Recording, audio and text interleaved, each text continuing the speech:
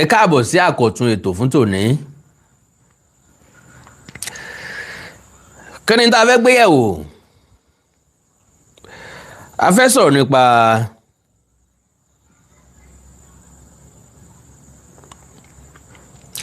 Ago Oja àti Ọ̀yọ́ Atiba.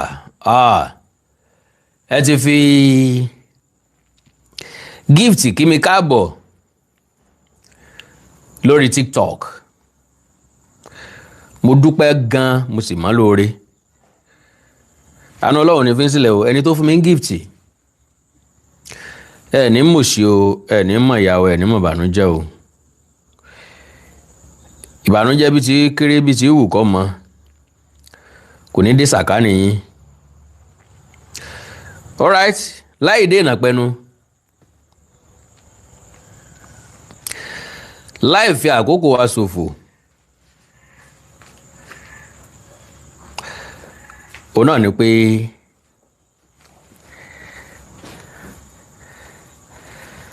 ká wọ nǹkan tá fẹ́ wọ̀, ká sọ ohun tá fẹ́ sọ, láì gbà àkókò ẹnikẹ́ni. Because Ifẹ̀ ní púpọ̀ ṣe lẹ́nu wá, Ọ̀yọ́ ní púpọ̀ ṣe lákẹ̀sán, Ìbàdàn ní púpọ̀ ṣe lọ́pọ̀ ibi. So ọ̀rọ̀ Ọ̀yọ́ Àtìbà pẹ̀lú Ago Oja, ṣe mọ̀ wípé a gbà wọ́n nímọ̀ràn pé kí wọ́n try láti kọ́ ọmọ lùpọ̀ bọ́. Ẹ̀yin tẹ́ fún mi gift lórí TikTok, mo kí yín gan, God bless you. Pàápàá jùlọ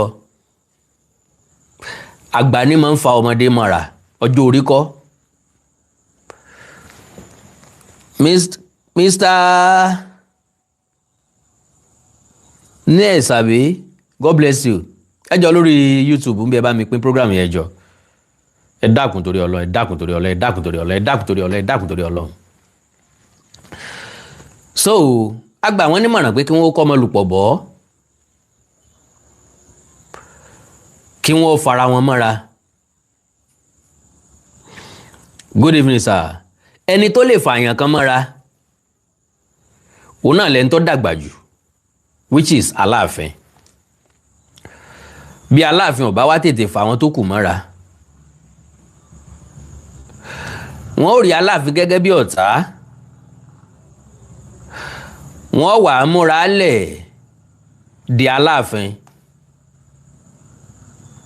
Eléyùn kò ní pé Ọ̀yọ́, kò sì ní pé Aláàfin.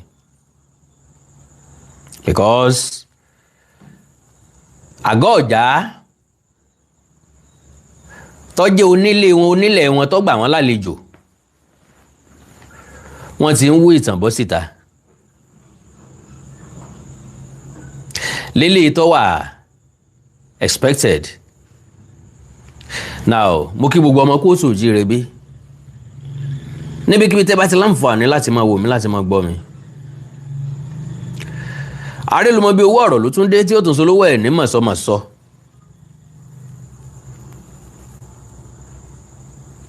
God bless you. In tó ṣẹlẹ̀ ńlá ń sọ̀rọ̀ nípa rẹ̀, kì í ṣe pa àdójú sọ, àti pàápàá ẹni tó bá kéré ọmọ ń lólùgbèjà ṣẹ́ni tó dàgbà, torí a máa nígbàgbọ́ pé wọ́n yàn án jẹ ni. Having said that, the fall of Ago Oja, ìṣubú Ago Oja, a cautionary tale of hospitality and power.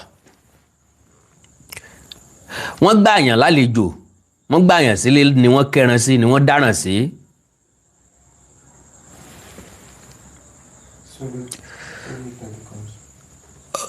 Olóyè Solo Telecom àbí? God bless you sir. So wọ́n gbà yàn sílé, òun náà ni wọ́n kẹran. A ti sọ̀tà Ago Oja. ṣùgbọ́n àwọn èèyàn kan ń béèrè pé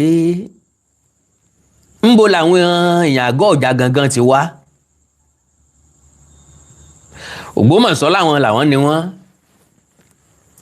because Ògbómọ̀ṣọ́ làwọn nílẹ̀ níbi tí Ọ̀jà Ẹlẹ́bù àti Àìlùmọ̀ tí wọ́n pàgọ́ sí. Ó possible kó jẹ́ pé Ògbómọ̀ṣọ́ ló fún wọn lẹ̀ ń bẹ̀, no dispute. Ṣùgbọ́n òye tó yé àwa ni pé lásìkò ìgbà náà bàbá débì kan tá a bá ti bá yàn bẹ́ẹ̀ tá a ṣe èlé o,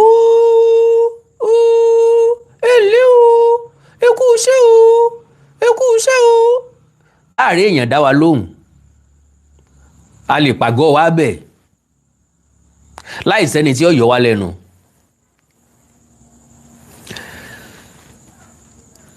Mi ìrórúkọ ẹni tó fún mi ń gift lórí TikTok yìí dáadáa, Ọlọ́run bá mi dúpẹ́ lọ́wọ́ yín. So nígbà náà kò tí ì sábà sẹ́ni tó nílẹ̀. Ìgbà tọ́rọ̀ bá dà báyìí ní kálukú náà máa sọ wípé àwa la nílẹ̀, àwọn wọn nílẹ̀, àwọn kọ́ náà nílẹ̀, àwa kọ́ la nílẹ̀, àwa la nílẹ̀, àti bẹ́ẹ̀ bẹ́ẹ̀ lọ. Ṣùgbọ́n ìtàn ni máa ń tó nǹkan tò, ìtàn á sì máa ń da nǹkan rú. Ṣùgbọ́n ìtàn ilé yìí yóò tún nǹkan tò ní. Kí n tó wọ the fall of Àgọ́ Ọ̀jà,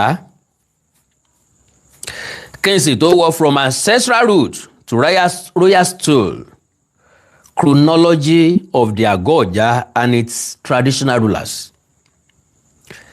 Níbi tí ẹ ti máa mọ àwọn wo gangan lọ́lọ́jà. Ṣé bàbá wa Abdulganiu ni ọlọ́jà àkọ́kọ́ ni? Wọ́n ti jẹ ọlọ́jà sẹ́yìn, lóòótọ́ baálẹ̀ ni wọ́n ń jẹ. Ẹ mọ̀ àwọn tó ti jẹ baálẹ̀ sẹ́yìn. Kí n tó wọ méjèèjì yẹn, òun náà ni ìyẹn wà kan pàtàkì ló ti kọ́kọ́ kọ àpilẹ̀kọ kan. Mo bá àpilẹ̀kọ kan pàdé lénìí, ṣùgbọ́n kò ní lè wọlé sínú program tí mo fẹ́ ṣe lónìí. Mi ò fẹ́ kẹ́tò ìwọ́pọ̀ jù, mi ò sì fẹ́ lo àmì fàágùn fún. Mo kí ẹ̀yin tẹ́ ń like program mi lórí TikTok, ọwọ́ yín àkàndò ní mọ̀, ẹ sì ní mọ̀ ṣe ẹ̀ ní mọ̀ bànújẹ́ lágbára Ọlọ́run, ẹ ní fọwọ́ yẹn gbọ́ ọmọ gbìn. Owó ńláńlá lẹ́ẹ̀ mọ̀ fi kà, God bless you. Láì sọ fún ẹ̀dẹ̀ bá mi like ẹ̀ lórí TikTok, lórí Facebook àti YouTube náà, ẹ bá ń like program yìí, God bless you. The history of Àgọ́ Ọ̀jà is older than Ọ̀yọ́ Atiba. Kò sẹ́ni tí ó mọ̀ bẹ́ẹ̀. Yàtọ̀ sí ọ̀rẹ́ mi Òǹpìtàn nílẹ̀ Ìbàdàn tó jẹ́ kó yé wa wípé Ọ̀jà àti Àtìbà ọ̀rẹ́ ni wọ́n lọ́jọ́ pípẹ́. Àwa wá sọ fún pé Ọ̀jà àti Àtìbà ò mọra wọn rí rárá until after the fall of Ọ̀yọ́ Empire láàrin 1835 sí 1837 tí Àtìbà jọba ń bẹ̀. Láàrin ọdún méjì òun náà ni Àtìbà dọ́gbọ́n rẹ̀ lọ elevate rẹ̀ sípò ọba. So wọn ò mọra wọn rí.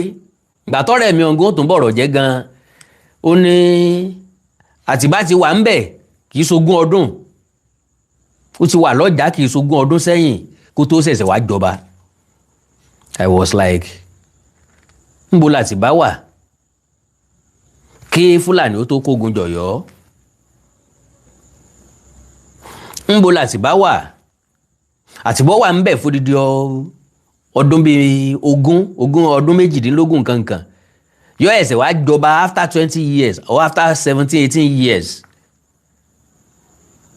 Mo wá ní kí ọ̀rẹ́ mi kọ́ mọ̀ sọ bẹ́ẹ̀ mọ́ o, ọ̀rọ̀ rírun gbòòrò ẹnu ni. Bèbí ti ṣẹ́jú sẹ́, afẹ́fẹ́ ti fẹ́ àti rí bùsùn adìẹ. Mr. Larry Akande, God bless you, sir.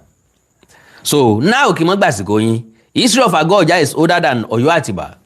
Mo máa ń like àpilẹ̀kọ máàlù yìí. Ajétúnmọ̀bí Awólọ́wọ̀ ọba Kọ́láwọlé. So mo máa ń like àpilẹ̀kọ wọn, ọgbọ́n máa ń kọ́ wọn bẹ́ẹ̀. The Àgọ́ Ọ̀jà people are the earliest known settlers of present-day Ọ̀yọ́ town. Their ancestral origin is traced to Ile-Ife, the cradle of the ọmọ káàárọ̀ oòjíire Káàárọ̀ Ajíreres through the Ọbàtálá lineage of the Aladikun ancestry. I can confirm that Aladikun, everyone should hear his oral tradition. According to oral tradition, Aladikun begat Lásílẹ̀. Lásílẹ̀ in turn begat Lásìlọ. Lásìlọ was the father of Ọ̀já, Ẹlẹ́bú, and Àìlùmọ́, making all three brothers. The family originally resided at Obate, where successive generations lived as hunters, warriors, and primarily farmers for a considerable period. We all know how our hunters and warriors move from one place to other. Àwọn ibì kan wà tí wọ́n máa ń pè ní igbó ọba lásìkò ìgbà náà. Igbó ọba la máa ń pè ní reserve, pé ibi tí wọ́n fi ilẹ̀ dàsìkò míì ìgbà tí wọ́n bá nílò ilẹ̀, ìgbà tí ilẹ̀ ọba wúlò fún wọn. Igbó tí àwọn ọdẹ bá ti ń pẹran wọ́n máa ń sún kó ń bẹ̀ lọ sínú igbó míì tẹran tó ń wà tí wọ́n tún lè rẹ́ran ń bẹ̀. Wọ́n lè fọkàn sí pé àwọn ti pẹran ń bì í, káwọn fà wọn tí ń bẹ ńlẹ̀ bẹ̀ kí wọ́n tó máa yé sí, kí wọ́n máa pa sí, káwọn tún lọ nú igbó míì kó tó di pé àwọn tún padà wá síbẹ̀ o. N tí máa ń pùṣì àwọn ọdẹ, tí máa ń ti àwọn ọdẹ àti jagunjagun káàkiri nù. So, move from one place to another. Even Ọ̀rànmíyàn traveled to Igodomigodo land with his men. They founded many towns in the region. Usen till today is known as Yoruba town in Edo, Benin, as Ife Kekere before becoming Usen. Due to unfavorable condition at Obate, ntole wọn kúrò lọ́bàtẹ̀, ó ní àjàkálẹ̀ àrùn aṣálẹ̀ tàbá ń dàkó ń bì kan tí ò múrè wá tá a rírè kó ń bẹ̀ tó jẹ́ pé wàhálà lásán là ń ṣe àrójú wàhálà wa ń ló gbé àwọn Ọ̀já àtàwọn ẹbí ẹ̀ kúrò níbi tí wọ́n wà tán fi wá tẹ̀dó síbi tí wọ́n ti rílẹ̀ tó lọ́ràá. Báwo làwọn bàbá wa ṣe máa ń tẹ̀dó láyé ìgbà náà? Níbikíbi tí wọ́n bá fẹ́ tẹ̀dó sí, wọ́n ó rí i pé odò jìnnà síbẹ̀, because water is very very essential to our living. Omi la bù wẹ̀, omi la bù bọ́jú, omi la bù sínsẹ̀, omi la bù sínpá, omi la bù mú, omi la bù ṣe gbogbo nǹkan. Ó fẹ́ dáná oúnjẹ, omi lẹ́ lò, ẹ ṣe bẹ̀, omi lẹ́ lò. Ẹbí mọ̀ ẹ fẹ́ wẹ mọ́ tuntun, omi lẹ́ lò. So àwọn òbí wa, àwọn baba ńlá baba wa, wọ́n máa ń rí i pé ibi táwọn bá fẹ́ tẹ̀dó sí, odò wà ń bẹ̀. Ìyẹn máa ń jẹ́ kí ìrìn wọn pọ̀ kí wọ́n tó rí ibi tán fẹ́ dúró sí. Bójúmọ́ bá ti mọ́ láti nílò omi. So, okay, due to unfavorable conditions at Obate, including poor soil fertility, food scarcity, and recurring diseases, Ọ̀já, also known as Ọlábóyèdé Ọ̀já, orúkọ rẹ̀ gangan nù, Ọlábóyèdé Ọ̀já, led his household and followers away from their ancestral settlement in search of a more habitable environment. You can see that they know their history. Wọ́n mọ̀ tán wọn kú, wọ́n mọ̀ tán wọn pa. Ọ̀já established a new settlement through farming and hunting activities. This settlement became known as Ago Oja, literally meaning Oja's settlement. In recognition of his founder, Ọlábóyèdé Ọ̀já, thus became the first Baálẹ̀ Ago Oja and the acknowledged founder and ruler of Ago Oja. The name of Ago Oja has no issues at all according to their oral tradition. Kò láì, kò ní sì, kò níyà, kò ní ṣòro rárá. After the establishment of Ago Oja, Ọlábóyèdé Ọ̀já became aware that his settlement was surrounded by other towns and villages such as Òjòǹgbòdú, Awẹ́, Ìṣẹ́kẹ́, Ìdọdẹ, Akéìtàn, Ìṣẹ́yìn, Ìkòyí, Ògbómọ̀ṣọ́, and others. Ẹ rí i pé inú ọ̀rọ̀ tí mo sọ lẹ́ẹ̀kan, mo ní àwọn Ògbómọ̀ṣọ́ ń claim pé àwọn làwọn ní Àgọ́ Ọ̀já, ṣùgbọ́n èmi Àkàndọ̀rọ̀ Awikonko ọgbà wípé àwọn ni wọ́n ní Àgọ́ Ọ̀já. Ìgbà tọ́rọ̀ bá bẹ́jú ní kálukú náà mọ̀ sọ pé àwa la nílẹ̀ débẹ̀ yẹn, wọ́n dẹ̀ múlẹ̀ débẹ̀ tẹ́lẹ̀. Èmi mọ̀ pé Ògbómọ̀ṣọ́ ò múlẹ̀ débẹ̀ tẹ́lẹ̀. torí Ọ̀yọ́ jìnnà sí ibi tó Ògbómọ̀ṣọ́ wà nísìnyí. Ká tó máa dé Ògbómọ̀ṣọ́ àṣà kọ̀ọ̀kan máa dòdò ọba a máa dájí létí ká tó máa lọ s'Ógbómọ̀ṣọ́ gangan. So distance wà ń bẹ dáadáa, èèyàn kò lè sọ pé òun múlẹ̀ débẹ̀ yẹn. Well, ẹ ń bá kọ́kọ́ débì kan náà ló wọn sọ pé àwa la ní débẹ̀ yẹn o. So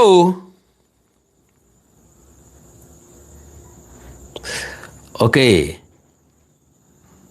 despite this, Ago Oja retained its distinct identity, autonomy, and territorial recognition under its leadership. Oja remains the name known by everyone as their leader. The name is still the same name they bear till today. So gbogbo àwọn òjò olójòǹgbòdú tán gbadé, gbogbo àwọn oníṣẹ̀kẹ̀ tán gbadé, akéètàn tó gbadé pẹ̀lú Ọjà, gbogbo wọn ìlú kéékèèké ni nígbà náà. Ìgbà tí Àtìbá dé, pọ́ṣàn kékeré náà l'Àtìbá náà mú. Ìfijagbálẹ̀ ni wọ́n fi gbà á, náà fi ń fẹ́ tó bá yẹn ló fi jẹ́ pé wọ́n pọ̀ jù torí pé àwọn ti lérò lẹ́yìn sẹ́yẹ̀ tẹ́lẹ̀. Àtìbá popular, Àtìbá mọ̀ọ̀yàn, ó mọ àwọn jagunjagun tó pọ̀. Ọmọ ọba ní ó rọrùn fún láti wú àwọn èèyàn, láti sọ fáwọn èèyàn pé kán máa bọ̀, kán wá máa gbé nínú ìlú òun. Àwọn èèyàn kan náà wọ́n jọ ń gbé lọ́yọ̀ọ́ tẹ́lẹ̀ tẹ́lẹ̀. Ó dùn sọ wípé mo ti dé bíbá ẹ máa bọ̀. Ọ̀rọ̀ dàbí ìgbà tí ọmọ bá ń kọ́ṣẹ́ lọ́dọ̀ yín tó jẹ́ pé gbogbo kọ́sọ́mà yín ló dàmọ̀ pọ̀ máa ṣe ẹyin ni. Ọmọ náà ti wá ṣe freedom. Mo bá ti ń rà àwọn kọ́sọ́mà yín náà ni ọmọ mọ́mì ẹ káàsán wa ẹ kọjọ́ mẹ́ta wa báwo ni ọlọ́bíṣẹ́ ni mo ti ṣe freedom, mo ní kí n sọ fún náà pé mo ti ṣe freedom ni ibi báyìí ni mo wà báyìí. Okay, unfortunately bóyá ń gbà tó sì wà lọ́dọ̀ yín ẹ̀yin tẹ́ ẹjọ́ ga ẹ̀ ti yọ̀lẹ́ ẹ lè attend sí kọ́sítọ́mà yín mọ́, ọmọ lẹ́ ń tì í sí bí báwọn ọmọọṣẹ́ yín ṣe máa ń gba kọ́sítọ́mà yín nù. So okay, here today to ensure effective governance, Olaboyede Oja instituted a system of governance by appointing chiefs to oversee administration, security, farming activities, and communal order, thereby laying the foundation for structured traditional governance. Ago Oja was already an established community before the arrival of Aláàfin Atiba. If not for Ago people hospitality, probably Oyo might not have a place they call their own home in our days. They treated Atiba as their own blood. He was given land to build his own camp. That is why they knew Oyo was called Agodoyo Atiba, but later Agodoyo Atiba, but later Oyo Atiba. This is why oral tradition is very important, and the host should never be bullied by their tenant at all. How can we cover this historical information when we know the truth and watch the tenants attack their host? This oral tradition should be known by Yoruba people worldwide. Ajesumobi Awolowo Ọba Kolawole. Now, máànù yìí bó ṣe rí yìí, fóònù wo nìyẹn?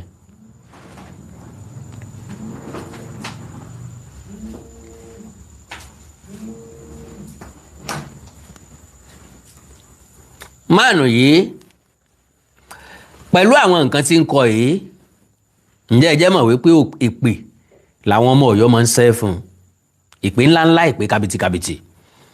Ẹ já wá wo nǹkan táwọn Ago Oja fi ta lónìí. Okay,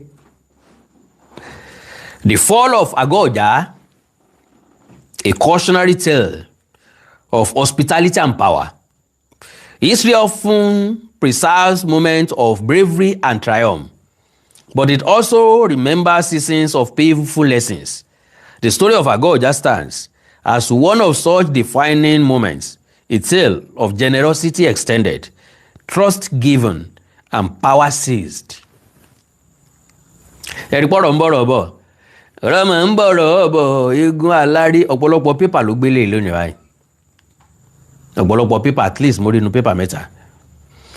Now, the arrival of the refugees àwọn ogun lè ń dé ńgbà tí wọ́n dé.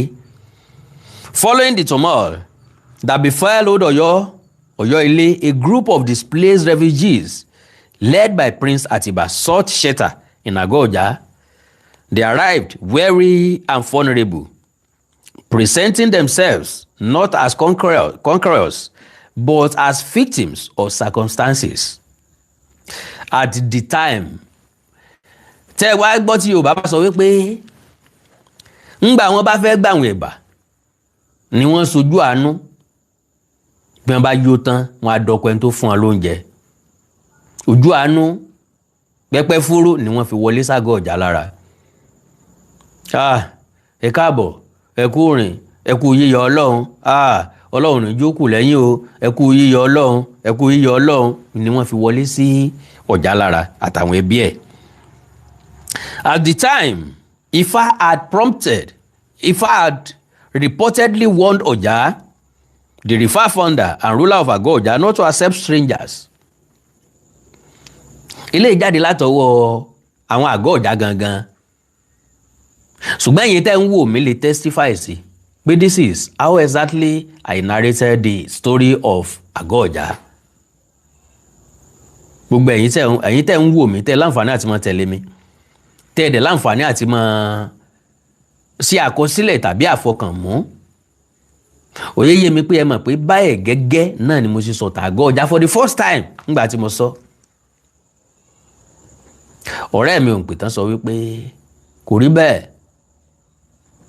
Ọ̀rẹ́ ni Atiba àti Alágo Oja.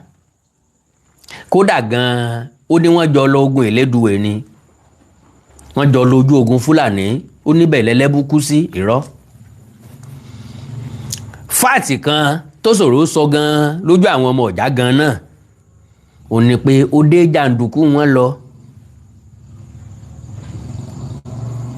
Ṣé hàn pé onísùnmọ̀mí ni Atiba? Ìgbà tí ó fi dé Ọ̀jà kò sí nǹkan kan mọ́. Kí ni jíjẹ, kí ni mímu? So mo kóoru tẹ́ẹ̀tẹ́lẹ̀ ṣe báyé ọba ní jẹ́ níbi tó wà síbí ń gbádùn ni. Ẹni tí ò mọ kóoru tí ọmọ náà yẹ, wọ́n lọ sóde jàǹdùkú bí kí wọ́n sáré lọ mú àwọn ìlú kan mọ́lẹ̀ kan lọ sáré kógun jà wọ́n. God bless you ẹ tó fún mi ní gift yẹn, kí wọ́n sáré lọ kógun jà wọ́n, kan sáré lùtù nǹkan bẹ̀. Irú àwọn ogun bẹ́ẹ̀ náà ni wọ́n ń tan àwọn Ọ̀jà lọ. Bí kan wá tàn yàn lójú ogun kọjá àwọn tó mú lọ náà ni wọ́n ó sẹ́ǹkì ẹ̀, ni wọ́n ó fún mọ́ látẹ̀yìn, ni wọ́n gbẹ̀mí ẹ̀ látẹ̀yìn, gẹ́gẹ́ bó ṣe rí nù. Bọ́n ṣe gbẹ̀mí Ọ̀jà gẹ́gẹ́ bẹ́ẹ̀ náà wọ́n ṣe rẹ́yìn Ẹlẹ́bú. So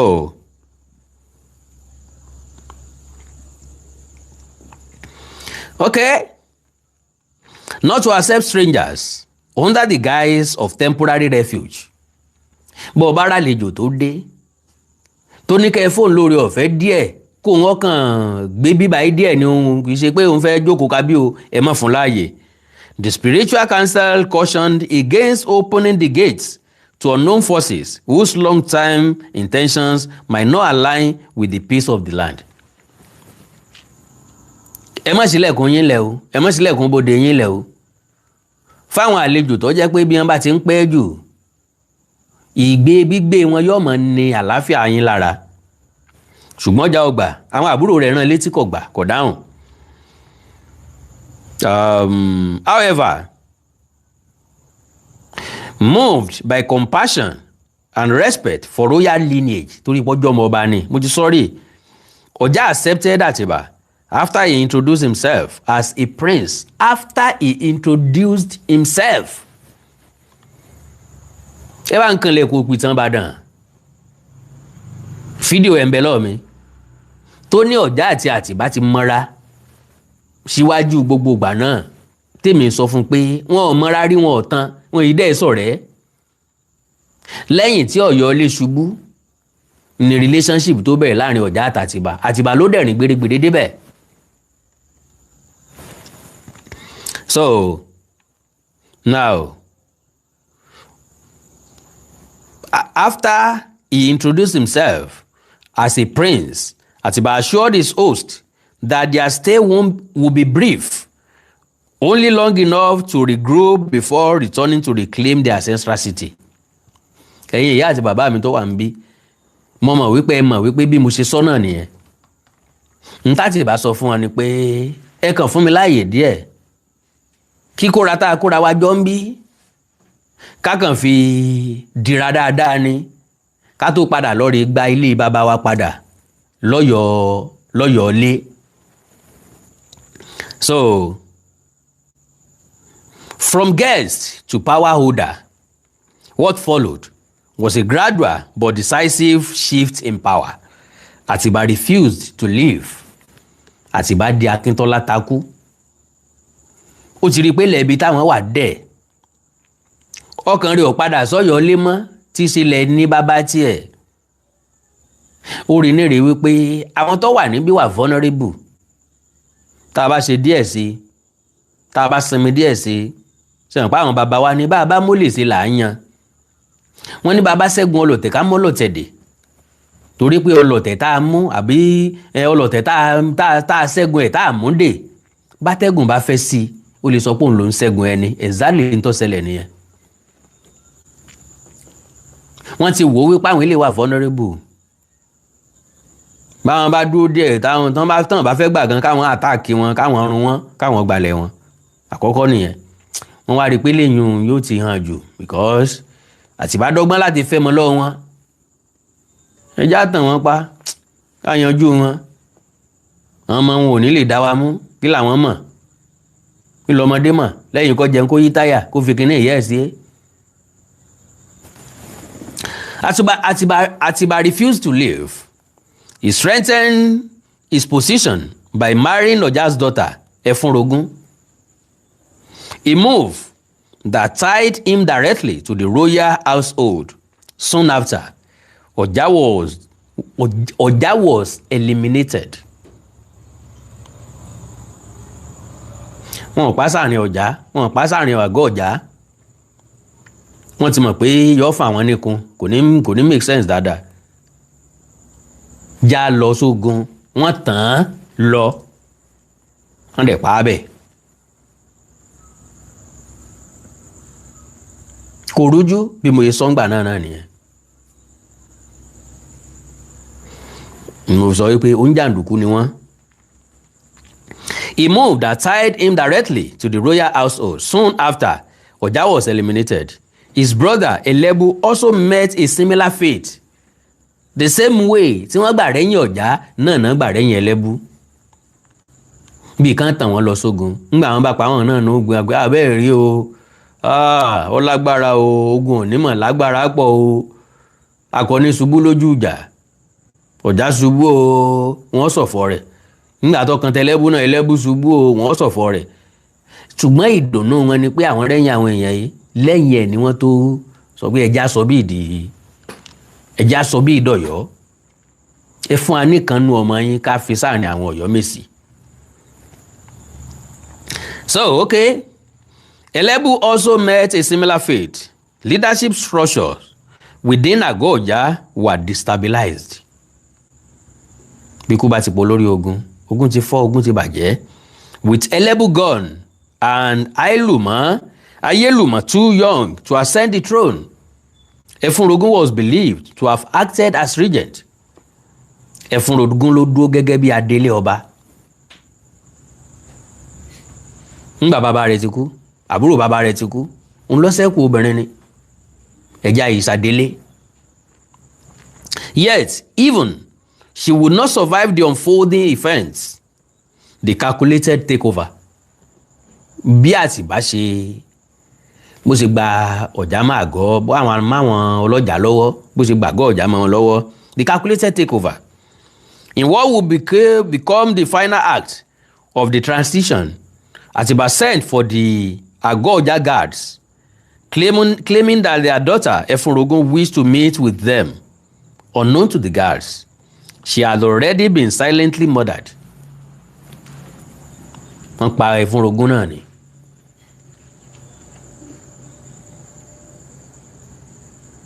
wọ́n wá pe àwọn jagunjagun Ọ̀já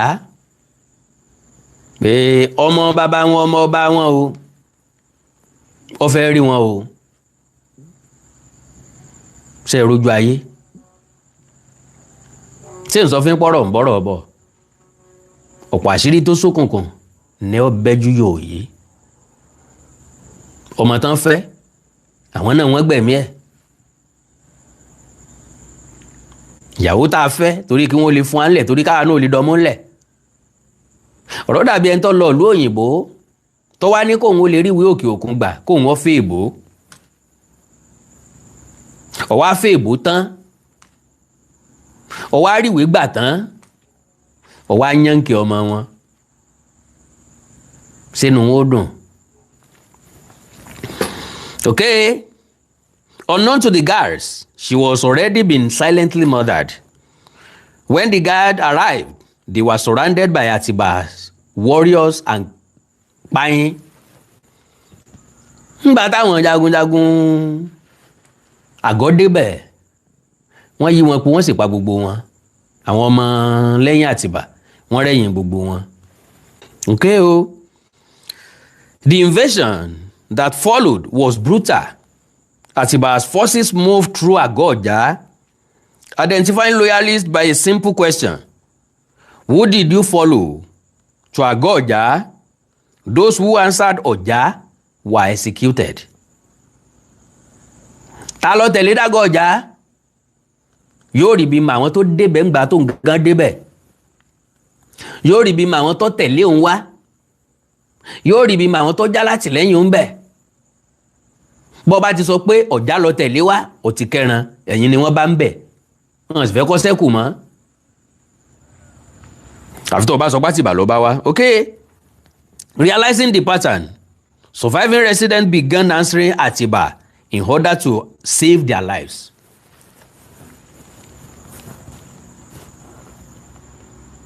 Àwọn tó kù ń bẹ̀ tí wọ́n ti rí pé wọ́n tó bá sọ pọ́jà làwọn tẹ̀lé wá ikú ní gbẹ̀yìn wọn àwọn náà ya ń pariwo Atiba ni o Atiba lábáwá ńgbà tó jẹ́ pé kò sí lóǹkà kò lódiwọ̀n pé lágbájá ló tẹ̀lé mi wá tàmẹ̀dùn ní ọ̀tẹ̀lé mi wá kọ́ mọ̀ ìlú ti fẹ̀ sí ìlú ti pọ̀ sí. ọ̀rọ̀ dàbí bí kìíní ṣe rẹ́yìn àwọn Júù nígbà náà ní Saudi Arabia tí wọ́n bẹ̀rẹ̀ sí ní gbé àmì sí wọn lára kí wọ́n lè dá wọn mọ̀ àtẹ̀ntí ń sanwó orí àtẹ̀ntí ò sanwó orí àmì tán gbé kọ́ wọn lọ́rùn irú ẹ̀ náà ti ń ṣẹlẹ̀ everywhere. àṣé kò síbi tí ṣe ò sí àṣé kò síbi tí wọ́n ti yànyàn jẹ kò síbi táyì tí dáná alẹ́ ọbẹ̀ nìkan ni máa ń dùn jura wọn lọ.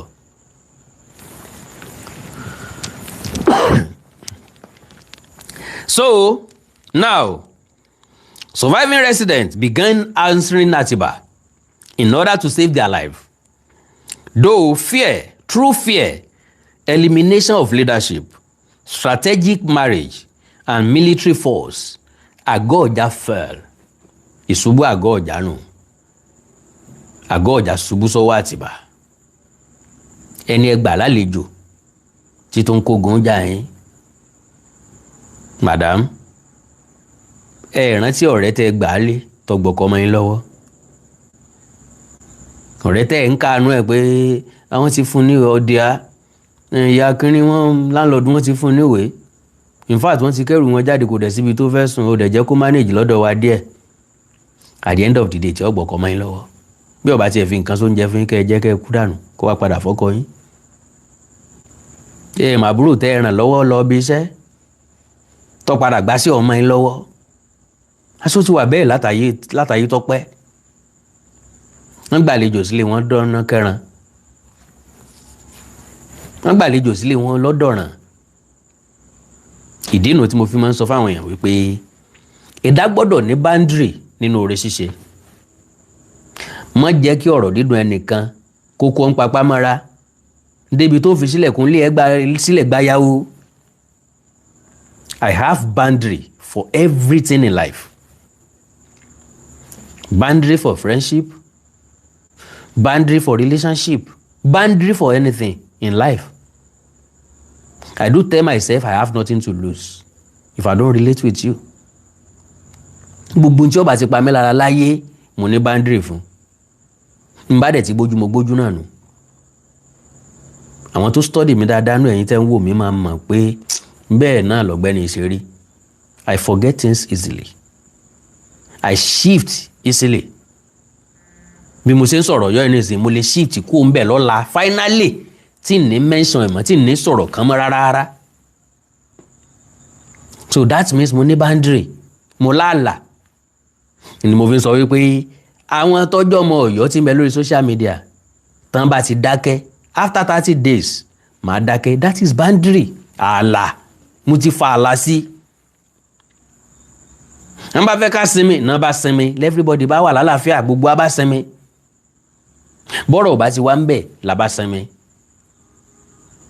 n ò fẹ́ ṣètò lálẹ́ eré ìsìn àwọn ọ̀já ló sẹ̀ǹdì ẹ̀ pé n táwọn tún sọ ọ́ tàrí lè o.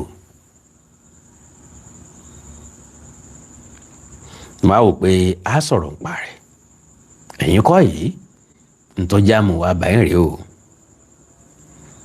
gbogbo eléyìí àwọn tí mo padà háàdì mọ́ yìí ní púpọ̀ nínú wọ ọmọ tẹ́lẹ̀tẹ́lẹ̀ including myself. because mi ò ever gbọ́ débi pé ẹ̀fúnrogún tí wọ́n fẹ́ wọ́n pa á. àwọn ẹ̀ṣọ́ àgọ́ Ọ̀já wọ́n pa wọ́n n ò sì gbọ́ rí wípé wọ́n kógun ja Ọ̀já. mo rò pé tùbí nùbí náà fi mọ́ ọmọ wọn mọ́ra máwọn ọmọ wọn mọ́ra.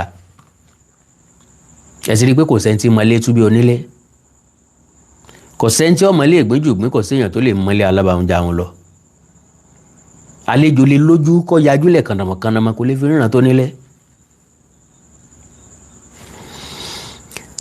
So Ago Oja fell. The city's name was later altered, first to Agodoyo and eventually to Oyo Atiba, marking a symbolic and political transformation of the land. Acknowledgement of present leadership. Today, as history is revisited and identities restored, it is important to recognize the atmosphere of openness and dialogue fostered under the administration of Governor Seyi Makinde. His leadership in Oyo State has encouraged historical reflection, peaceful engagement, and the re-examination of narratives that shape communal identity. Lesson from history. Ẹ̀kọ́ wo la kọ́ nínú ìtàn Ago Oja? Ẹ̀kọ́ wo làwọn gangan kọ́ fúnra wọn? The fall of Ago Oja teaches enduring lessons. Compassion without caution can invite unintended consequences. Ìwọ náà like èèyàn gan ọmọ gbàlejò gan. Àlejò rí ọ̀làlà. So ti gbọ́ tàn ẹ̀ńtàlejò kú mọ́ lọ́dọ̀ rí. Tí rẹ̀ ń tó gbèyàn lójú títì. Ó help ẹ ní o lift. Ẹjọ́. Ẹni tó gbèsè kú sínú mọ́tò rẹ̀. Ó tí rí rẹ̀ rí. Ó tí rẹ̀ ń tọ́rẹ́bìnrin wá lọ lé tó sì kú sọ́dọ̀ rẹ̀ mọ́jú. Tọ́wọ́n kí wọn kì í jábọ́ wọn bọ́ ń bẹ̀. Ó tí rẹ̀ ń tó wá sùn lọ́dọ̀ ọ̀rẹ́kùnrin rẹ̀ tọ́rẹ́kùnrin rẹ̀ sì kú kí ló tó mọ́. Ọ̀pọ̀lọpọ̀ wọn ò tí ì bọ́ ń bẹ̀. Ńlá wá fi máa ń sọ wípé àkóbá àdábá ọlọ́mọjàre àkóbá àdábá ọlọ́mọjàre bẹ̀bà ara fọ́jú tó ń ṣe sàrà bẹ̀bà ara fọ́jú tó ń ṣe sàrà tó bá ti ṣàdúrà débi àkóbá àdábá ẹ tọ́wọ́ bá pò ẹ dàbọ̀ ẹ ṣe sàrà àbọ̀ rẹ̀ wò ní wọ́n gbára lé ǹjẹ́ o mọ bó fẹ́ràn ẹ ẹbí wo ni wọ́n gbára lé ǹjẹ́ o mọ bá ń ṣe tìyẹ kó wọ́kàsí wo ni wọ́n gbára lé ǹjẹ́ o mọ èrò tí wọ́n ń gbà sí ọ olùfẹ́ wo ni wọ́n gbára lé ǹjẹ́ o mọ bó fẹ́ràn rẹ bóyá wọ́n fẹ́ kó bá ọ oúnjẹ ló mọ o àkóbá àdàbà ọlọ́mọjàre. The fall of Ago Oja teaches enduring lessons. Compassion without caution can invite unintended consequences. Leadership must balance hospitality with vigilance. Ẹ̀dá gbọ́dọ̀ wà alert.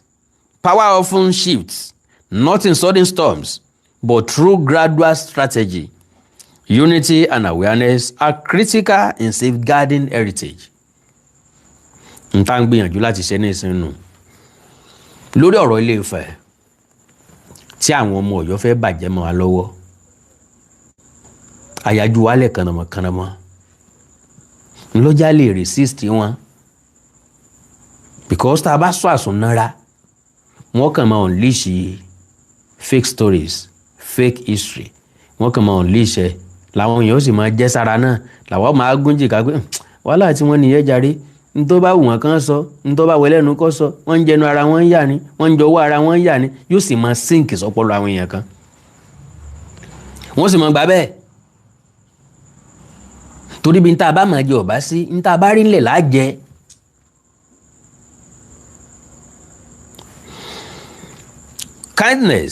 Kindness is a virtue. Hospitality is a cultural pride. But history reminds us that when generosity is not guided by wisdom and discernment, it can carry lasting repercussions. The story of Ago Oja is therefore more than a tale of conquest. It is a solemn reminder that nations, communities, and families must guide their inheritance with both open hearts and watchful eyes. Exactly ojúlówó tá à ń ṣe lọ́wọ́ nù. À ń guide inheritance wa. Kí la jogún bá?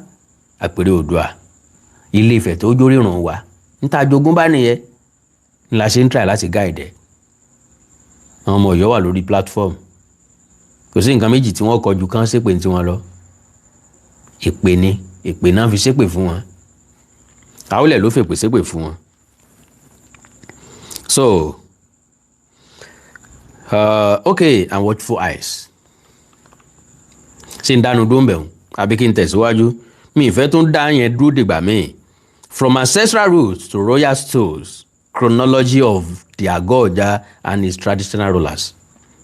Ẹ jẹ́ kí n kà lọ fẹ́rẹ́fẹ́, kí n má fàgbà àkókò yín mọ́. But at least kó lè bá wà on record ní nǹkan tèmi ń ṣe. Ẹ má gbàgbé o, kó lè wà on record ní nothing more. Because tó bá wà on record, ọ̀pọ̀lọpọ̀ àwọn àrọ́mọdọ́mọ wa náà máa bá ń bẹ̀. Wọ́n máa mọ kí ló ṣẹlẹ̀ pẹ̀lú Ago Oja. Wọ́n lè mọ̀ pé àwọn ni wọ́n nílẹ̀ wọn. Ọ̀yọ́ bá wọn ń bẹ̀ ni. Ọ̀yọ́ tó wá bá wọn ń bẹ̀ ní claim olè jù wọ́n lọ nísìnyí. Àwọn ọmọ Ọ̀yọ́ ń sọ pé portion kékeré kan níbi tán pè l'Ago Oja. Atiba ló nílẹ̀ rẹ̀. Atiba tí ò múlẹ̀ débẹ̀ ló nílẹ̀ rẹ̀. Bó ló ṣe nílẹ̀? Ó yá jàre, the Ago Oja people are the earliest known settler of present Oyo town. Their ancestral origin is traced to Ile-Ife, the cradle of the Yoruba race, through the Obatala lineage of the Aladekun ancestry. According to oral tradition, Aladekun beget Lasile, who in turn beget Lasilo. Lasilo was the father of Oja Elebu and Ailuma. Okay, ìyẹn ti wá ń bí ìyẹn, ó ti wá ń bí eléyìí tí mo sọ lẹ́ẹ̀kan jàre. Ẹ já lọ sí traditional rulers of Ago Oja, chronological order. Baálẹ̀ Ọlábóyèdé Ọ̀já founder of Ago Oja and its first Baálẹ̀, he established the settlement, instituted chieftaincy titles, and laid the foundation of governance, agriculture, and security. Baálẹ̀ Elebu, brother of Ọlábóyèdé Ọ̀já and successor in leadership, who continued the consolidation of stability of the settlement. Ailuma, the Baálẹ̀ designate first Ashipa. Ẹni tó kọjá Ashipa nù ràn Ọ̀já nù. Ṣé mọ̀ pé lẹ́ẹ̀kan tí mò ń sọ̀rọ̀, mo nígbà tí Ẹlẹ́bú kú, Ailuma kéré láti jẹ baálẹ̀. So ẹgbẹ́ ẹ̀ tó jẹ́ Ẹfúnrogún tí Àtìbá fẹ́ ni wọ́n ní kó délé. Ọwọ́ Ẹfúnrogún náà ni wọ́n ti gbadé o. Ẹ má gbàgbé lẹ́yìn o. So, okay, Ailuma, baálẹ̀ indesignate and first Ashipa, brother of Ọlábóyèdé Ọ̀já and Elebu, Ailuma served as the first Ashipa representing a transitional phase in the leadership structure. Àwọn Atiba fọgbọ́n tán káwọn fi sáàrin àwọn Yọ̀mísì bí wọ́n ṣe take over alẹ̀ wọn nìyẹn. Ta ni ó fèsì wọn mọ́? So gbogbo àwọn tí wọ́n ń padà jọba yìí wọ́n forí mẹ́yìn dọ́gbọ́n forí mẹ́yìn ni. Gbogbo àwọn tí ń pera wọn lọ́jà lónìí lára àwọn tí baba ńlá baba tí wọ́n sọ wípé Atiba làwọn bá débẹ̀ ńlẹ̀ ṣẹ̀ṣẹ̀ ń wò yìí. Bọ́wọ́ ẹni ọ̀bá tí tèkú da wọ́n fi ṣe ayé béèrè kú tó pa bàbá ẹni. ń gbowó wọn tèkú da wọ́n ẹ̀sẹ̀ ń béèrè báwọn fẹ́ dádé òun. Kò wá ṣe ayé tí wá change láyé tẹ́nì kó dédé lọ gbàdá káàyàn mọ́lé tí ò ní sẹ́wọ̀n. Ayé ti kú láyé téèyàn kàn dédé kó máa lọ báwọn èèyàn kan lé tàbí dédé kọ́ ọmọ ogun jọ bọ́ kọ́ ọmọ ogun rọ́kàn jọ nísìnyí kiri máa ń jí lẹ́ẹ̀tì bára yín ọgbà ẹ̀wọ̀n lẹ́ẹ̀tì lò yókù ayé yín. Òfin ti wà. So aṣípa oyè níyà ńlá sípa kejì, aṣípa lájú orí nìkẹta, aṣípa lógùdù nìkẹrin, aṣípa lákójọ nìkarùn-ún, aṣípa àkànjí nìkẹfà, aṣípa àdìsá nìkeje, aṣípa oyèwùsì nìkẹjọ, aṣípa alálókùn nìkẹsàn-án, aṣípa oyèdèmí ọlọ́kọ́ ńlá nìkẹwàá, aṣípa bélò oyèkọ́lá nìkọkànlá, aṣípa àmúdá ọlọ́run òṣèbí nìkejìlá. tó aṣípa méjìlá lọ́jẹ̀ lọ́yọ̀ọ́. His Majesty Ọba Aláyélúwà Abdulganiu Ajiboye Busari Arogundade II, the present and recognized monarch of Ago Oja, marking the evolution of leadership from Baaleship and Ashipa administration to full traditional kingship transition. Kingship institution. Bàbá àmúdá ọlọ́run ò ṣe bí ti kọ́kọ́ yarí páwọn òjòyè àṣìpamọ́ lọ́dọ̀ àwọn fẹ́ jẹ ọlọ́jà gangan. Náà ló sì fa ikú wọn. So this baba present one pẹ̀lú àmúdá ọlọ́run ò ṣe bí náà jọ wà níbi tí wọ́n ti ṣekú pa àmúdá ọlọ́run ò ṣe bí gbogbo ẹ̀ ló ṣojú wọn. So tẹ́ bá rí pé mo ní interest nínú ọ̀rọ̀ ọ̀já mi ò déédéé ní interest nínú ọ̀rọ̀ wọn. Mo rí wọn gẹ́gẹ́ bí ẹni tán yàn jẹ, mo rí wọn gẹ́gẹ́ bí ẹni tán fọwọ́ lágbá lójú. Kò sí tó bá àdìtálàfin bá dé adé fún wọn. Gbogbo tí ń ṣẹlẹ̀ àbá ti gbọ́, ìbá ti ṣẹlẹ̀ ẹnìkankan wa ọ̀bá ti mọ̀. Ìsàlẹ̀ Ọ̀yọ́ náà la máa pè wọ́n. Ọ̀yọ́ kan náà, Ọ̀yọ́ kan kò sẹ́ni tí ó sọ pé ọjà kan ń bẹ níbì kan. Wọn ò ní popular tó báyìí. Ńlá ṣe pé àtòrí ìkànṣe kan lọ́lọ́run. Bí ọ̀bá sì ṣẹlẹ̀ kò ní sí tàn. Bí ọ̀bá sí àdójúkọ kò ní sí àṣeyege. Torí bí ọ̀bá sógun kò ní sájàyè. Bí ọ̀bá sí ìdánwò kò ní sí gbéga. Gbogbo àwọn nǹkan tó ṣẹlẹ̀ sí àwọn ẹbí Ọ̀já kí òkìkí wọn ó lè kàn, káyé ó lè mọ̀ wọ́n, kẹ́tọ̀ wọn ó lè bá tẹ̀ wọ́n lọ́wọ́ ni. Ẹ wo bí wọ́n ṣe gbélé ayé wọn. Ẹ wo ohun tí àwọn ìran Atiba tí wọ́n fojú wọn rí. Wọ́n wá bọ́ ní ìsìn àwọn kan wá ń dìkúrú ẹnu káàkiri, wọ́n wá ń kanra, wọ́n wá ń kanjú kan mú kiri lẹ̀, wọ́n wá ń rojọ́ káàkiri.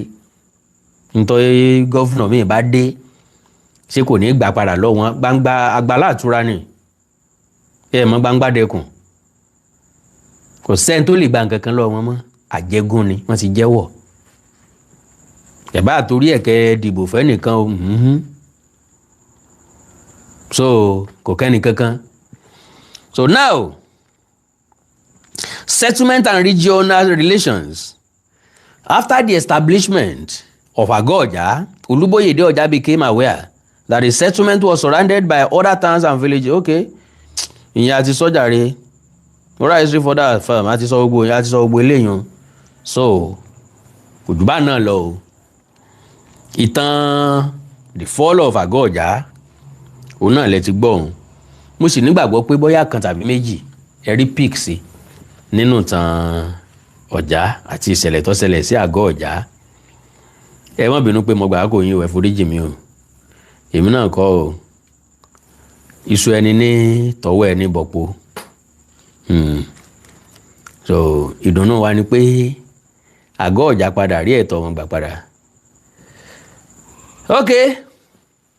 mo rí páwọn èèyàn ra sticker fún mi lónìí Joshua wọ́n sọ fún wa pé ọjọ́ gbogbo kọ́ lọ́dún wọ́n ra sticker fún wa mọ̀ ga o kò sí wàhálà àwa gba faith wa bẹ́ẹ̀. God bless you sir.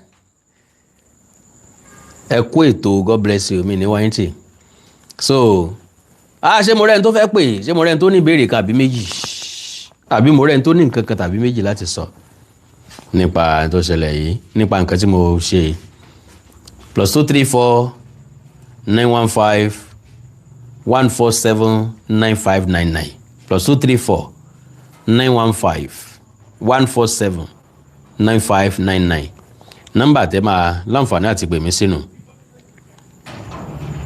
Hello. Hello sir. Yes sir. Ẹ káalẹ́ kú ètò. Ẹ káalẹ́ sir.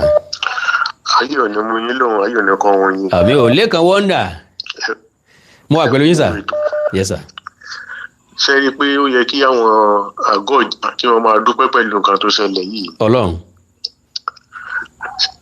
Ṣé rí nǹkan tó ṣẹlẹ̀ yìí ọpẹ́ ni fọ́nà fún gbogbo ọmọ òtún ilẹ̀ Oòduà pátápátá ni. Because ta ni ọwọ́ adé ò jẹ ọba tó jẹ yìí ni àṣírí yìí bá náà tù. Ọlọ́run. Ọpẹ́ dẹ̀ ni fọ́nà fún ìwà tí ọwọ́ adé gan tó ràn wá lọ́wọ́ ni. Ọlọ́run. Gbé òṣùbà fún lẹ́gbẹ̀ẹ́ kan. Ọlọ́run. Torí gbogbo ìwà burúkú tó wù yìí ó fi tú àṣírí àwọn Ọ̀yọ́ ni. Ṣé rí i pé gbogbo èyí tí wọ́n fún gbogbo wa jẹ pátápátá gbogbo wa kàn fẹ́ yín mọ́ tipẹ́tipẹ́. Ọlọ́run a kàn tó ń mú mi sí. A mú mi sí ni tá tó ń gbé ìgbín bí ìgbà tí yẹn bá jẹ nǹkan gidi tá mọ̀ pé ọkùnrin la ń jẹ ń gbà yẹn. Gbogbo àṣírí yìí ọwọ́ adé ló jẹ́ pé tí wọn ló fẹ́ fọ̀rọ̀ wọn síta. Kádẹ̀ tó gbé oṣù bàlàbàdà fún yín náà pẹ̀lú iṣẹ́ wádìí gidi tẹ́ ṣe káàkiri. Thank you sir. Tó dẹ̀ mú èso rere jáde. Thank you sir. Aláì agbóṣùbà gidi fún mi ó mú èso gidi jáde. God bless you sir. Then ìkìlọ̀ kan tí gẹ́gẹ́ bí ìmọ̀ràn tèmi bá tún fún gbogbo àwọn tí wọ́n kọ́ ilé tí wọ́n ń gbélé fún àwọn ọmọ Ọ̀yọ́ tí wọ́n ń fi ọmọ Ọ̀yọ́ sọ kí àtẹ̀kà kólúkálukú lọ ronú sí i. Ṣé lágọ̀ọ́ ọjà mi? Òjálè àti ní gbogbo ìlú kí ní Àtìkú àti Ìbàdàn àtàbẹ̀kúta àti Òṣogbo àti kínní gbogbo ibikíbi tí ọmọ Ọ̀yọ́ bá ti ṣe kí àtẹ̀kà kólúkálukú lọ ronú. Ẹni tó bá ti fi wọ́n ṣe kí àtẹ̀kà ó jẹ́ káwọn ẹbí ẹ̀ máa mọ̀ pé ibi báyìí ni mo ní ilé sí ikú òrọ́jọ́ àrùn ọ̀dá oṣù kólúkálukú má bẹ̀ kó má kó dọ́kúmẹ́ǹtì ilé sí wọn lọ́wọ́ tọ́lọ́jọ́ bá dé wọn ó gbé lọ Òjálé onílébo tí wọ́n lẹ́yìn pátá bí wọ́n ṣe ń lé àwọn àgọ́ ọ̀jà tí wọ́n lé olúkálukú rò lé wàhálà àwọn òjòògùn lé onílé. Lágbára Ọlọ́run. Bẹ́ẹ̀ gbà wọ́n sílé tó bá pẹ́ jù wàhálà ni. Bẹ́ẹ̀ bá ti slack jù. Ẹ lọ wádìí yàtọ̀ kí sọ̀rọ̀ àsọdùn. Bẹ́ẹ̀ gbéṣẹ́ fún wọn tẹ́ ẹ̀ bá sọ́ra bẹ́ẹ̀ gbà wọ́n mọ́ra wọn fẹ́ lé yín kúrò nídìíṣẹ́ ni. Wow. Mi ìmọ̀rú ẹ̀dá tó lọ omi burúkú lọ́nà fi dá wọn. Wọ́n dẹ̀ tún máa ṣàkó lórí àwọn máa yan fàǹdà lórí. Wọ́n láwọn ò lè ṣe káwọn ọmọ dàrúkọ empire. Inú yàtọ̀ sí ti empire yẹn kí ẹ máa hùwà bàjẹ́ kó tó máa fi yẹn gan. Náà nẹ̀. Ẹ máa yẹn jẹ́ kí ẹ máa fi yẹn gan. Empire náà ìwà àbàjẹ́ wọn fi wù. Ìwà ìbàjẹ́ burúkú yìí kò tì wọ́n lójú. Tó máa gbin àgbàdo ọ̀ràn sẹ́yìn kò lé ẹlẹ́rìn kò lé. Tó máa ṣe kíni oríkì burúkú. God bless you sir. Àmì sà ṣe mo dúpẹ́ sà. Yes sir. +234 915 147 9599 +234 915 147 9599 nọ́mbà tẹ́ lè pè mí sínú mo ní láǹfààní àti gbàpè tó pọ̀ díẹ̀ náà ni. Hello. 9599 nọ́mbà tẹ́ lè pè mí sínú mo ní láǹfààní àti gbàpè tó pọ̀ díẹ̀ náà. Ẹ sún sẹ́yìn ibi tẹ́ ti ń gbọ́ mi ẹ jọ̀ọ́ ẹ sún sẹ́yìn bẹ́ẹ̀. Hello bàbá Awikonko. Hello sir. Ẹ kú iṣẹ́. Yes sir. Mo gbọ́ ètò nìkan tán ní pé ṣé òǹpìtàn Ìbàdàn ni. Wọ́n sọ pé ilẹ̀ Oòduà tó wà náà àfihàn yẹn kí wọ́n ti kọ́ tẹ́lẹ̀. Ọlọ́run ti kọ́ tẹ́lẹ̀. Iṣẹ́ rí pé olórí burúkú làwọn pípù yẹn. Ọlọ́run ti kọ́ tẹ́lẹ̀. Kò sí ibẹ̀ yẹn bẹ̀ tẹ́lẹ̀ wọ́n ṣẹ̀ṣẹ̀ kọ́ ibẹ̀ yẹn ni wọ́n ṣẹ̀ṣẹ̀ kọ́ tí wọ́n kọ́ yẹn ni. Kódà tẹ̀ríntẹ̀rín ló fi sọ pé ilé Odùduwà ti wà mẹ́ẹ̀ tẹ́lẹ̀ wọ́n renovate ẹ̀ ní. Irọ́ burúkú ló ń pa àṣírí wọn ti tú. Ọlọ́run ló yàn yín ló yàn ìdá àwọn Ọ̀yọ́ yẹn. God bless you baba. Ikú òde ní ìpanyà àrùn ní sí yín. Àmín o, àmín o. Ẹ sáà kọ́ntínú ẹ máa bá wa bá dìbọ́ǹkì gbogbo tó bá ti ń sọ. God bless you baba. Tó bá tẹ̀ jẹ́ pé wọ́n ṣẹ̀ṣẹ̀ renovate ẹ̀ ní tẹ́ bá wo facial look eléyìí tí wọ́n kọ́ sínú ààfin wọn yẹn. Ẹ rí i pé ó fẹ́ jọ eléyìí tí wọ́n kọ́ sí Ilé-Ifẹ̀ gangan. Front view lè yẹn tẹ́ bá wò dáadáa. Ẹ rí i pé exactly bí ti fẹ̀ ṣe rí gangan nìyẹn. Wọ́n á kọ́lé ojú àti yẹn gan ṣe bí ngbà tó bá wọn dé tó di pé tí ọ ní ẹ mọ̀ ìyẹn ti wà nù kọ́jọ́ ọba fẹ̀ pé tọ́ba fẹ̀ bá lọ sóde àwọn ẹni tó máa tẹ̀lé tó fẹ́ bọ́lẹ̀ nu mọ́tò wọ́n sì máa ń da gbádàbolẹ̀ sí ṣe bí kíní ìdásí kí wọ́n pé bí aṣọ ẹ̀sìn. ṣebí ni wọ́n tún lọ tún padà rán agbádá pupa bíi tẹ̀jẹ̀. Ẹ sáà fẹ́ sọ mí dẹlẹ́sẹ̀ ẹ fẹ́ sọ mí dẹlẹ́sẹ̀ ẹ sì mọ̀ pé ọ̀dà. So ẹ jẹ́ kí wọ́n kọ̀ntínú bẹ́ẹ̀ yẹn Ọlọ́run ló bá wọn tú àṣírí Ọlọ́run máa ń sọ pé Ọlọ́run kì í sí nǹkan kó má fààyè ọpẹ́ ẹ̀ lẹ̀. Bẹ́ẹ̀ni o bẹ́ẹ̀ni o. Ọlọ́run tó fẹ́ tú àṣírí wọn ló jẹ́ kí ọba yìí kó jẹ ọba. Bẹ́ẹ̀ni. Ló jẹ́ wàá gbé ìwà yẹn lé ọba yẹn lọ́wọ́. Bẹ́ẹ̀ni bẹ́ẹ̀ni. Ló gba sùúrù kúrò lọ́wọ́ ẹ̀ ló gba àpọ́nlé kúrò lára ẹ̀. Bẹ́ẹ̀ni. Ló gba ìwà àfojú gbogbo wa àfojú di gbogbo ẹ̀ táṣìírí fi wá tù yìí. God bless you baba. Ọlọ́run tú àṣírí àwọn Ọ̀yọ́ ó pẹ́ tèmi ti máa ń gbọ́ tá ní Ọ̀yọ́ dọ̀bálẹ̀ nu wọn. Inú ẹ lóṣù bẹ́ẹ̀ ni ntọ́yọ̀ jẹ lọ́yọ̀ ń wà. Bẹ́ẹ̀ ni tí wọ́n ń jẹ ni wọ́n máa wá. God bless you baba. wọ́n ṣe rí nìyẹn jẹ́ pẹ́lúmíì láyé sá. Ẹ ṣe é kọ sàyẹ sà. Ẹnìkan bá mi sọ̀rọ̀ lónìí ó ní Mr. Awikonko mo máa bá yín jà mo ní kí ló dé sà. Ó ní ṣé ẹ mọ̀ pé Fáyẹn lọ́yàn Aláàfin Ọ̀yọ́ ni mo kọ́kọ́ dákẹ́ lọ. Mo sọ fún wa pé Fálọ́yàn ó ní Fálọ́yàn ó ní Fátẹ wá ń wò yẹn Fáyẹn fẹ́ràn wa gan ó fẹ́ràn ọmọ kóòtù òjíire bí gan ń lọ jẹ́ kí fọ́ píìkì ẹ̀ torí tí fọ́ bá píìkì ẹ̀ ìṣẹ̀lẹ̀ tí ń ṣẹlẹ̀ ò ní ṣẹlẹ̀ tí ìṣẹ̀lẹ̀ tí ń ṣẹlẹ̀ ò bá ṣẹlẹ̀ tá a mọ̀ àbá ti mọ̀ ọ́. Mo á rí sìn pé lóòótọ́ àìjẹ́lẹ̀ ẹdẹ ọpẹ́ ẹdẹ ìjálẹ̀ ńlá fi síwájú ẹlẹ́ẹ̀dẹ́ pé mo mọ̀ tó ọlọ́ọ̀ fẹ́ sọ ńbẹ́ ẹ̀ẹ́dẹ́gbẹ̀ta lọ fẹ́ pè tí yóò sọ pé rọ́ o ẹ̀ẹ́dẹ́gbàrún mo fẹ́ sọ o ẹ̀ẹ́dẹ́gbẹ̀rin mo fẹ́ sọ o àti bẹ́ẹ̀ bẹ́ẹ̀ lọ.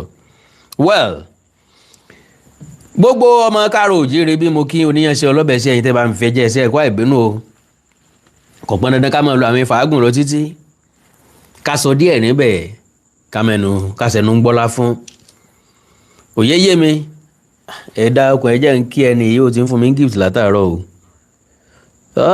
News K-News mo bí àmì ìdẹ̀mórúkọ yẹn pè dáadáa. God bless you. Ẹnìkan náà ra gift fún mi lẹ́ẹ̀kan ẹnìkan náà fún mi gift lẹ́ẹ̀kan Adémi Tóbi Alákà God bless you. Okay, Mr. Olúfúnṣọ́ lórí YouTube God bless you. Wọ́n rí ẹ ti ra sticker fún mi God bless you sir. God bless you sir. Mi ní wáyé tì sir. Ẹ ṣé o ẹ̀yin gifta lórí TikTok ẹ ṣé o mi ní wáyé tì o God bless you. Àwọn Olódùmarè nífẹ̀ẹ́ nìkan kan wá sílẹ̀ o wàhálà àti ìdààmú kéré tóbi kò ní mọ̀ ní ẹ̀dẹ̀ wa o. Náà sọ náà ni wípé ẹjá ṣe jẹ́jẹ́ ẹjá ló bá lé jẹ́jẹ́ àmì yìí tí tó kó lè so ẹjá sòótọ́ kọ́rọ̀ wa ó lè dayọ̀. Bàbá lè pàkúrọ̀ lójúgun ẹjá mọ̀ rántí àwọn ọmọ wa o àwọn tá à ń bílẹ̀ o. Bíbélì ló sọ ó ní abẹ̀sẹ̀ bàbá wò lára ọmọ láti ìran kìíní dé ìran kẹrin tàbá sì wòran Àtìbà tó wà ń bẹ̀ nísìn 1837 that is 19th century 20th century 20th century 21st century ìran mẹ́ta nù kò tí ì dórí ìran kẹrin. Ẹ máa fi jọ́ọ̀jẹ̀ pé ọba kan no àwọn ọba tí wọ́n ti wá tán ti lọ nǹkan àwọn kan wà tó jẹ́ pé ìran kan náà ni wọ́n. So ìran kẹta ńlẹ́lẹ̀ 100 years la máa fi jọ́ọ̀jì ìran kan bẹ́ẹ̀ ni 100 years la fi jọ́ọ̀jì ìran kan 100 years ìran mi 100 years ìran mi. so 19th century 20th century 21st century kò jù bá náà lọ. Àkàndá ilé mi yá mọ̀ ń lọ ẹ like ẹ follow page mi lórí Facebook Awikonko television Awikonko television ẹ subscribe sí YouTube channel mi Awikonko TV. Ẹni nǹkan pàtàkì tẹ́ fẹ́ kájọ sọ ẹjá sọ lórí WhatsApp +234 904 851 9362 +234 904 851 9362. Èdè àti àṣàlẹ̀ káàárọ̀ òjìrè bí òní wọmi o orílẹ̀-èdè ilẹ̀ káàárọ̀ òjìrè òní dàrú ìlú ẹnìkọ̀ọ̀kan wa yóò tòrò mìnìmìnì àjù wa ṣe o TikTok má lọ àwọn èèyàn ra gift fún mi lọ́wọ́ ní TikTok o ẹ jọ̀wọ́ ẹ jẹ́ ká fà àwọn Ọ̀yọ́ mọ́ra àlẹ́ Ọ̀yọ́ dànù tẹ́lẹ̀tẹ́lẹ̀ tó bá fara wọn mọ́ra àwa kọ́ la fà wọn mọ́ra àwọn ni wọ́n fà wọn mọ́ra àwọn ni wọ́n náwó tá a fi fà wọn mọ́ra ẹnìkan ò lè máa ṣépè fún mi kí n máa ṣàdúrà